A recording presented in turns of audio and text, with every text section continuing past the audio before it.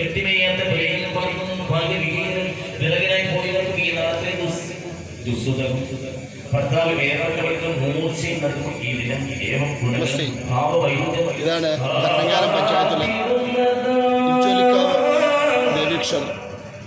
ദേവീക്ഷേത്രമായിട്ടാണ് പറയണതെങ്കിലും ഇവിടെ ഉമാമഹേശ്വര സ്വരൂപത്തിലാണ് പൂജകളെല്ലാം നടക്കുന്നത്. ഇവിടെ ഇപ്പോൾ 11ാമത് ദേവീ ഭാഗവത നവാഹ യജ്ഞം നടന്നുകൊണ്ടിരിക്കുകയാണ്. ഈ ക്ഷേത്രത്തിൻ്റെ സങ്കല്പങ്ങളും ഈ ക്ഷേത്രത്തെക്കുറിച്ചുള്ള ഐതിഹ്യങ്ങളൊക്കെ നമുക്കിതിൻ്റെ ഭാരവാഹികളോടും മേൽശാന്തികളോടൊക്കെ ചോദിച്ച് മനസ്സിലാക്കാം എന്ന് കരുതുകയാണ്. അതിനുവേണ്ടി നമ്മൾ അവരെ ദർശിക്കാനായിട്ട് പോവുകയാണ്. അവരുമായിട്ടുള്ള ആ ഒരു സംവാദത്തിൽ നമുക്ക്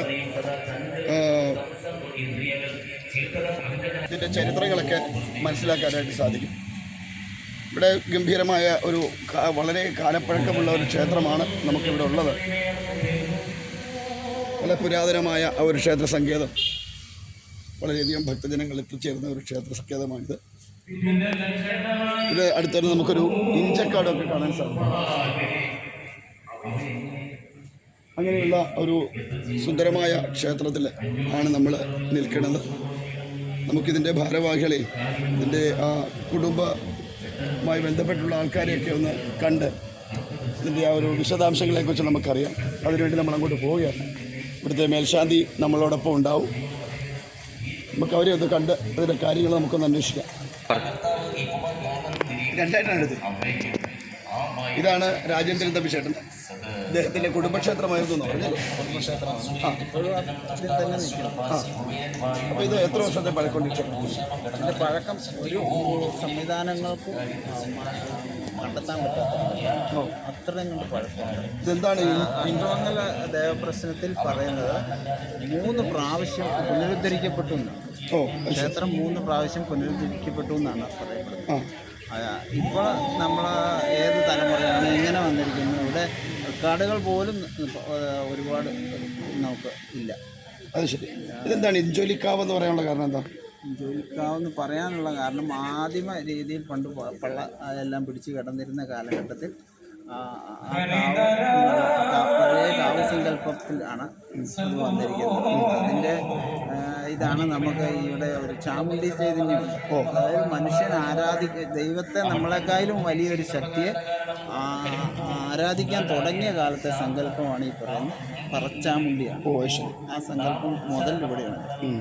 പിന്നെ കുടുംബദേവതകൾ, പിന്നെ ശിവപാർവതി തന്നെ ശിവൻ്റെ ആണ് ആവിർഭാവം ആദ്യമെന്നാണ്.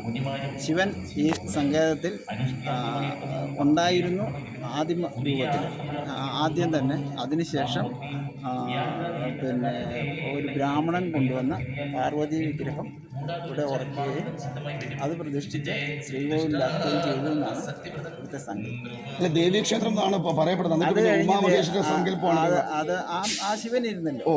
ശിവന് ശേഷം ദേവിയും കൂടെ വന്നു. അപ്പോൾ ദേവൻ തന്നെ ദേവിക്ക് പ്രാധാന്യം കൊടുത്തു. ഇത് നമ്മുടെ കുടുംബക്ഷേത്രമായിട്ടാണ് ഇപ്പോഴും നിലനിൽക്കുന്നത്. ഇപ്പോഴും കുടുംബത്തിൻ്റെ ഉടമസ്ഥയിൽ തന്നെ നിലനിൽക്കുന്നു. എന്നോടൊപ്പം ക്ഷേത്ര സമിതി ഉണ്ട്. നാട്ടുകാരെല്ലാം ചേർന്ന് എല്ലാവരും ഉണ്ട്. രണ്ടും ഞങ്ങൾ നല്ല കൃത്യമായ സംവിധാനങ്ങളിൽ കടന്നുപോകും.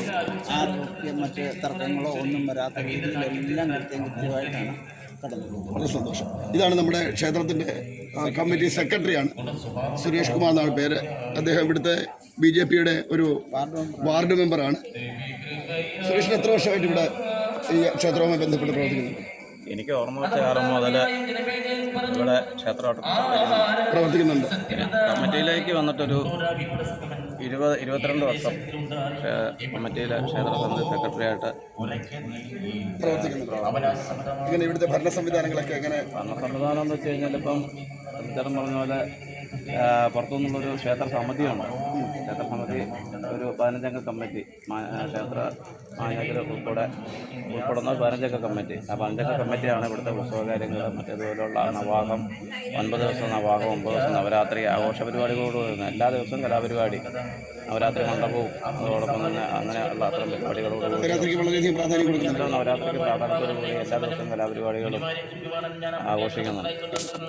നമുക്ക് ഇവിടെ ഉത്സവം ഏത് കാലത്താണ്? ഉത്സവം അതായത് മണ്ഡലകാലം 41 ഡിസംബർ 27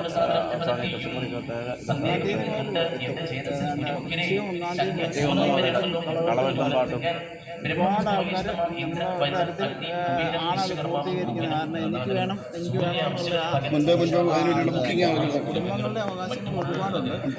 അതുകൊണ്ട് അതൊന്നും നമുക്ക് മാറ്റാൻ പറ്റില്ല. അതിൻ്റെ ചിട്ടപ്പടി അങ്ങ് കടന്നു പോവുകയാണ്. ഇവിടുത്തെ ആചാരാനുഷ്ഠാനങ്ങളെല്ലാം ബുക്കിംഗാണ്. ഇവിടുത്തെ ഉത്സവം ഏത് മാസത്തിലാണ്? ഈ ഡിസംബറിൽ തന്നെ ഈ കളവെഴുത്തും പാട്ടും അതാണ് ഇവിടുത്തെ ഉത്സവം. അല്ല, കൊടിയേറി ഉത്സവങ്ങളൊന്നും ഇല്ല. 41 ഇതാണ് നമ്മുടെ ഇവിടുത്തെ മേൽശാന്തിയാണ്. എന്തായാലും മനോജ്, എവിടെയാ സ്ഥലം? കൊണ്ടുവരും. എത്ര വർഷമായിട്ട് ഇവിടെ? അങ്ങ് 30 വർഷത്തിന് മുകളിലായിട്ട്. 30 വർഷത്തിന് മുകളിൽ. കാരണം അത് വലിയൊരു അതിശയമാണ്. കാരണം 30 വർഷക്കാലത്തോളം ഒരു മേൽശാന്തി ക്ഷേത്രത്തിൽ നിൽക്കാന്ന് പറയുന്നത് വളരെ വലിയൊരു കാര്യം. എന്താണ് ഇവിടുത്തെ വിശേഷാൽ പൂജകളും കാര്യങ്ങളും? വിശേഷാൽ പൂജ മലയാള മാസത്തിലെ ആദ്യത്തെ വെള്ളിയാഴ്ച ഉമാമഹേശ്വരി പൂജ നടത്തുന്നുണ്ട്. അതിൻ്റെ എന്താ പ്രത്യേകത? എന്താണ് അത്? കുടുംബൈശ്വര്യം, വിവാഹ തടസ്സം, സന്താനലബ്ധി, അങ്ങനെയുള്ള കാര്യങ്ങൾ, ഉദ്ദിഷ്ടകാര്യ സിദ്ധി ഒക്കെ ആയിട്ട് ദൂരസ്ഥലങ്ങളിൽ നിന്ന് ആൾക്കാരൊക്കെ വരുന്നുണ്ട്. ദൂരസ്ഥലങ്ങളിൽ വരുന്നുണ്ട്, അടുത്തുള്ളവർ വരുന്നുണ്ട്. ഈ ജില്ലകൾ പുറത്തുനിന്നുള്ളവരൊക്കെ വരുന്നുണ്ട്. ഈ ഉമാമഹേശ്വര പൂജയ്ക്ക് വേണ്ടി മാത്രം പൂജയ്ക്ക് വരുന്നുണ്ട്. ഇവിടുന്ന് പോയി താമസിക്കുന്നവർ ഞാൻ ചോദിച്ചത് ഈ ക്ഷേത്രവുമായി ബന്ധപ്പെട്ടല്ല പുറത്തുനിന്ന് ആൾക്കാരെങ്കിലും ആരെങ്കിലും ഒക്കെ പുറത്ത് ഇഷ്ടംപോലെ ആൾക്കാർ വരുന്നുണ്ട്. ഈ ഉമാമഹേശ്വര പൂജ കണ്ടു അതിൻ്റെ റിസൾട്ട് കിട്ടിയ ആൾക്കാരുണ്ട്. അല്ലാത്ത ആൾക്കാരും വരുന്നുണ്ട്. ശരി. അപ്പോൾ ഇത് ഇവിടുത്തെ വിശേഷാൽ ഒരു പൂജ എന്ന് പറഞ്ഞാൽ അതാണ്. ഉമാമഹേശ്വര പൂജ വിശേഷാൽ പൂജയാണ്. പിന്നെ നെയ്വിളക്കിന് പ്രാധാന്യമുണ്ട്. എന്താ നെയ്വിളക്ക് കൊണ്ട് ഉദ്ദേശിക്കുന്നത്? എന്താണ്? നെയ്വിളക്ക് കുടുംബൈശ്വര്യത്തിന് നെയ്വിളക്ക് കത്തിക്കുന്നുണ്ട്. അങ്ങനെ എല്ലാ ദിവസവും അതോ? മിക്ക എല്ലാ ദിവസവും ഉണ്ട്. നേരത്തെ തിങ്കളാഴ്ച ദിവസം കൂടുതലുണ്ടായിരുന്നു. കൊറോണക്കാലം വന്നപ്പോൾ അതങ്ങ് അതുകൊണ്ട് നെയ്വിളക്കുണ്ട്. ഇവിടെ എത്ര പൂജ? ഇവിടെ പൂജയൊന്നും രാവിലത്തെ പൂജയുണ്ട്. ഒരു പൂജയുള്ളൂ.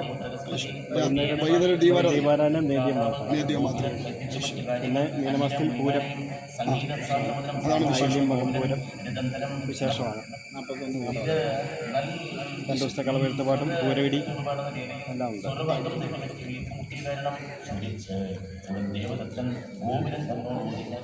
ഇവിടുത്തെ തന്ത്രിയാണ് താഴ്മമ്പടം രാജീവ് വേണ്ട.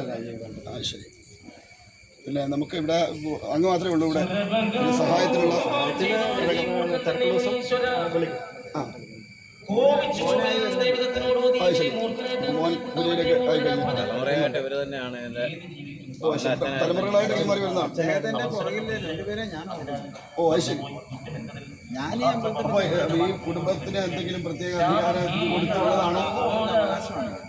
ശരി. ക്ഷേത്രമായിട്ട് അങ്ങയുടെ കുടുംബത്തിന് അവകാശമുള്ളത്. ശരി. കൈപ്പള്ളി കഴവോ അവർ ഈ കണ്ടാണ്. എന്തായാലും വളരെ സന്തോഷം ഈ ഒരു മാത്രം അറിയാൻ കഴിഞ്ഞത്. ഇവിടെ ഒരു കാവ്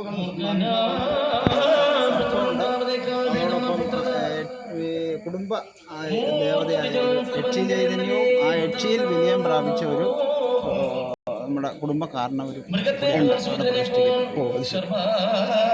പിന്നെ ഈ ക്ഷേത്ര ആവിർഭാവത്തിലുള്ള ബ്രഹ്മരസ് ഞാൻ പറഞ്ഞില്ലേ, വിഗ്രഹം കൊണ്ടുവന്നു എന്ന് പറഞ്ഞല്ലോ, അത് ഇവിടെയുണ്ട്. പിന്നെ പറച്ചാമ്പുലി, അയ്യപ്പൻ, ഉപദേവത സ്ഥാനത്ത് ഗണപതി. എന്തായാലും വളരെ സന്തോഷം നിങ്ങളുടെ ആ ഒരു ഉപദേശത്തിന്. കാരണം ഒരു ക്ഷേത്രത്തെക്കുറിച്ച് അറിയുക എന്ന് പറയുന്നത് വളരെ വലിയ കാര്യമാണ്.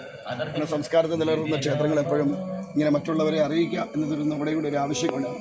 എന്തായാലും എല്ലാവർക്കും സന്തോഷം ഉപദേശങ്ങളെ തന്നതിൽ.